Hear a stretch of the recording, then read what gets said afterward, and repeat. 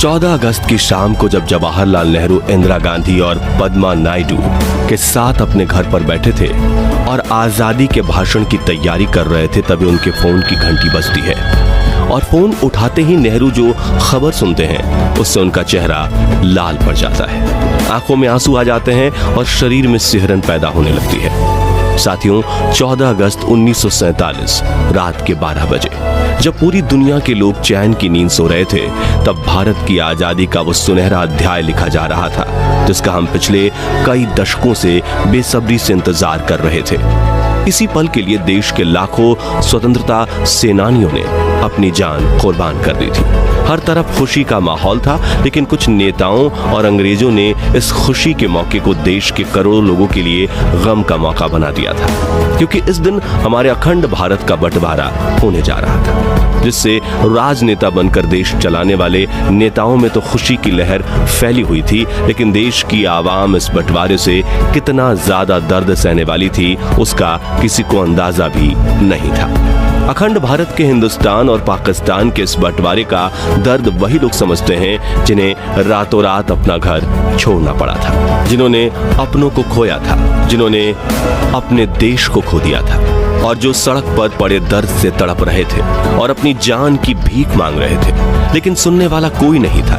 इस बंटवारे के दर्द के शिकार हुए लोग आज भी जब 14 अगस्त का नाम सुनते हैं तो उनका शरीर डर के मारे कांपने लगता है। तो साथियों, आखिर क्या हुआ था 14 अगस्त 1947 की उस काली रात को, जिससे देश के करोड़ों लोगों ने आजादी की काफी बड़ी कीमत चुकाई थी? जानने के लिए आइए डालते हैं इतिहास के सबसे काले दिन पर एक नजर। दोस्तों, भारत में ब्रिटिश हुकूमत के खात्मे की कहानी साल 1947 की शुरुआत में ही लिखनी शुरू हो चुकी थी। ब्रिटेन में क्लेमेंट एटली की सरकार को ये उम्मीद थी कि भारत शांति के साथ आजाद होगा, लेकिन अफसोस ये उम्मीद टूट गई, क्योंकि उन ब्रिटिशर्स ने ही भारत की आवाम और नेताओं के बीच हिंदू और मुस्लिम कभी एक नहीं हो सकते ऐसी आग लगा दी थी। ऐसा जहर घोल दिया गया था, जिसके बाद 3 जून 1947 के दिन क्लेमेंट एटली ने ऑल इंडिया रेडियो पर अनाउंसमेंट करते हुए कहा कि सदियों से तितर बितर पड़े हिंदुस्तान को हमने एक किया है और हमें उम्मीद थी कि ये एकता देश की आजादी के बाद भी बनी रहेगी, लेकिन अफसोस भारतीय नेताओं को ये मंजूर नहीं है। इसलिए हमारे पास देश का बंटवारा करने के अलावा कोई चारा नहीं है। इसलिए अब ब्रिटिश इंडिया का राजकाज 2 सरकारों के हवाले कर दिया जाएगा, जिसके तुरंत बाद पंडित जवाहरलाल नेहरू ने भी एक भाषण दिया था और कहा कि ब्रिटिश सरकार ने देश के कुछ हिस्से को भारत से अलग करने का प्रस्ताव देते हुए हिंदुस्तान को आजाद करने की बात रखी है और हमने उनकी ये बात मान ली है। हालांकि इस बात से हम खुश नहीं हैं, लेकिन हमें लगता है कि देश के भविष्य के लिए यह फैसला जरूरी है। दोस्तों, यहाँ गौर करने वाली बात यह है कि एक तरफ महात्मा गांधी ने जवाहरलाल नेहरू को प्राइम मिनिस्टर बनाने का वादा दिया था, वहीं दूसरी तरफ मुस्लिम लीग के चीफ मोहम्मद अली जिन्नाह ने आजादी से कई साल पहले ही ये जिद पकड़ ली थी कि हिंदुस्तान में रहने वाले मुस्लिमों को एक अलग मुल्क दिया जाए, और उनकी इसी जिद ने हिंदुस्तान के भाईचारे पर ऐसी चोट मारी थी जिसके निशान आज भी देखने को मिलते हैं। खैर, भारत को आजादी मिलने के हफ्ते की शुरुआत में ही हिंदू मुस्लिम की आग भड़कना शुरू हो चुकी थी, जिसका शिकार बन रही थी अखंड भारत की आवाम। 14 अगस्त की शाम को जब जवाहरलाल नेहरू, इंदिरा गांधी और पद्मा नायडू के साथ अपने घर पर बैठे थे और आजादी के भाषण की तैयारी कर रहे थे, तभी उनके फोन की घंटी बजती है और फोन उठाते ही नेहरू जो खबर सुनते हैं उससे उनका चेहरा लाल पड़ जाता है, आंख में आंसू आ जाते हैं और शरीर में सिहरन पैदा होने लगती है, क्योंकि लाहौर के एक नए प्रशासन ने हिंदू और सिखों के इलाकों के पानी की सप्लाई काट दी थी, जिससे लोग प्यास से तड़प रहे थे और जो पानी के लिए अपने घर से बाहर निकल रहा था उसे उसी वक्त मार दिया जा रहा था। और यहां से शुरू होने वाले दंगे देखते ही देखते पूरे भारत में फैल रहे थे। लोग मरने मारने के लिए उतावले हो रहे थे। तभी नेहरू फोन रखकर इंदिरा से कहते हैं कि आखिर मैं अपने 15 अगस्त के भाषण में ये कैसे कह सकता हूं कि मैं खुश हूं जबकि मेरा लाहौर जल रहा है। तो इंदिरा उन्हें कहती हैं कि फिलहाल आप अपने आज रात के भाषण पर ध्यान दीजिए, क्योंकि ऐसे मौके पर देश के करोड़ों लोग उनके प्राइम मिनिस्टर की आवाज सुनने के लिए तरस रहे थे। हालांकि नेहरू का दिल अब टूट चुका था, लेकिन फिर भी 11:55 पर नेहरू संसद के सेंट्रल हॉल में भाषण देना शुरू करते हैं। उन्होंने कहा कि हमने नियति के साथ एक वादा किया था और अब समय आ गया है कि हम अपना वादा पूरा करें। शायद पूरा नहीं, लेकिन जहां तक हो सके वहां तक। आगे नेहरू ने कहा कि हम प्रायः जो प्रतिज्ञा, जो संकल्प अब तक करते आए हैं, उसे निभाने के लिए हमें बहुत कुछ करना होगा। आज रात 12 बजे जब पूरी दुनिया सो रही होगी, तब भारत जीवन और स्वतंत्रता की नई और उजली चमकती सुबह के साथ उठेगा। ट्रस्ट विद डेस्टिनी नाम के नेहरू के इस भाषण को सुनकर लोग खुशी से झूम रहे थे। सड़कों पर इकट्ठा हुए लोग महात्मा गांधी जी के नाम के नारे लगा रहे थे और पूरे 12 बजे शंखनाद के साथ देश की आजादी का आरंभ हुआ था। लेकिन देश के करोड़ों लोगों को अब तक ये नहीं पता था कि कुछ इलाकों में देश की आवाम इस आजादी की कड़ी कीमत चुका रही है, क्योंकि कुछ नेताओं और अंग्रेजों ने मिलकर हिंदुस्तान और पाकिस्तान के बंटवारे की जो लकीर खींची थी, उसे बनाने में कई हजारों लोगों का लहू बह रहा था। लाखों लोगों को 14 अगस्त की उस काली रात को ही अपने घर से बेघर होना पड़ा था। लेकिन हिंदुओं का भारत में आना और मुस्लिमों का पाकिस्तान में जाना उतना भी आसान नहीं था। हजारों लोगों से खचाखच भरी ट्रेन में चढ़ने के लिए लोग एक दूसरे को धकेलते हुए आगे बढ़ रहे थे।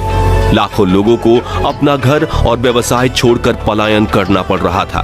कुछ समय पहले जो लोग एक दूसरे का हाथ थामकर अंग्रेजों के सामने आजादी की लड़ाई लड़ रहे थे, वही लोग आज एक दूसरे के खून के प्यासे बने फिर रहे थे। भारत के इतिहास की इस सबसे काली रात में लगातार बारिश हो रही थी। कई इलाकों से बिजली जा चुकी थी। बदले की आग में प्यासे फिर रहे लोगों के हाथों में हथियार थे।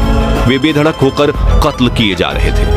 पार्टीशन की इस कत्लेआम वाली लड़ाई की शुरुआत हुई थी अगस्त महीने की शुरुआत में, जब सिखों की टोली ने मिलकर 60 मुसलमानों और मुसलमानों की टोली ने मिलकर 74 सिखों का सरेआम कत्ल कर दिया था। यानी आग दोनों तरफ से लग चुकी थी और अगस्त के पहले हफ्ते में ही अमृतसर की जमीन बेगुनाहों के खून से लथपथ हो चुकी थी। पार्टीशन के इस जंग में अपनों की ही जान ले रहे थे। लेकिन ये तो बस शुरुआत थी, क्योंकि आगे जो होने वाला था वो इतना खौफनाक था कि सुनकर आपके पैरों तले की जमीन खिसक जाएगी। तो दिल्ली से पाकिस्तान के लाहौर जाने वाली एक ट्रेन शुरू की जाती है, जिसमें पाकिस्तान जाने वाले सरकारी अफसर मौजूद थे। लेकिन जैसे ही ये ट्रेन पटियाला पहुंचती है तो इस पर हमला हो जाता है, जिसमें एक महिला और एक बच्चे की जान चली जाती है और ये किसी ट्रेन पर होने वाला सबसे पहला हमला था।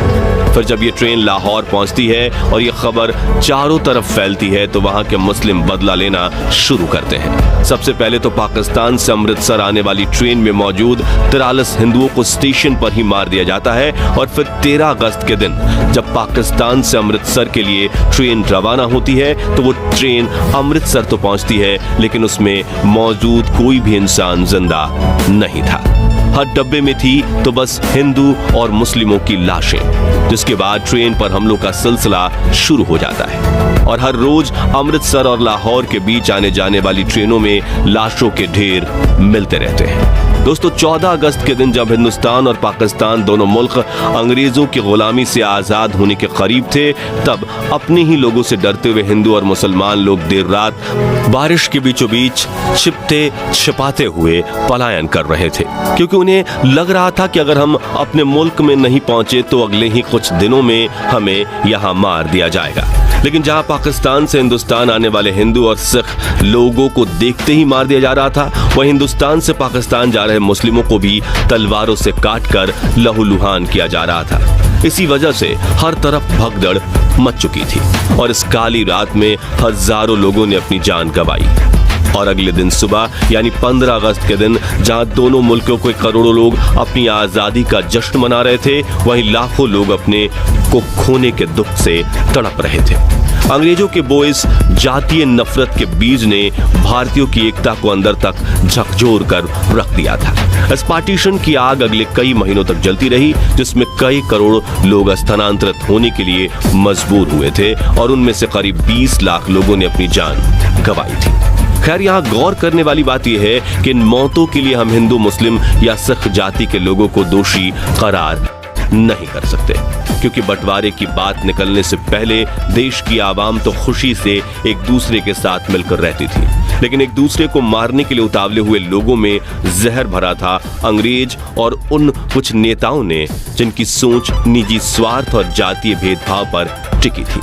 लेकिन इससे भी ज्यादा अफसोस की बात यह है कि ब्रिटिशर्स ने हम भारतीयों के साथ इतने घिनौने जुर्म किए जिन्हें याद करके हमारी आंखें नम हो जाती है, लेकिन फिर भी उन्हें बारातियों की तरह विदा किया गया। जी हां, 27 अगस्त 1948 के दिन जब ब्रिटिशर्स की आखिरी टोली हमारा देश छोड़कर जा रही थी तो उन्हें बैंड बाजे के साथ विदा किया गया। दोस्तों, अगर आप ये वीडियो अब तक देख रहे हैं तो भारत और पाकिस्तान के बंटवारे के शिकार हुए उन 10 लाख लोगों को श्रद्धांजलि देने के लिए कमेंट बॉक्स में ओम शांति जरूर लिखिए और इस वीडियो को इतना शेयर कर दीजिए कि देश के हर व्यक्ति को आजाद भारत के लिए आवाम द्वारा दी गई इस अनसुनी कुर्बानी के बारे में पता चले और भविष्य में ऐसी ही सत्य घटनाओं से रूबरू होने के लिए हमारे चैनल को सब्सक्राइब करके पास वाली घंटी जरूर बजा दीजिए। धन्यवाद।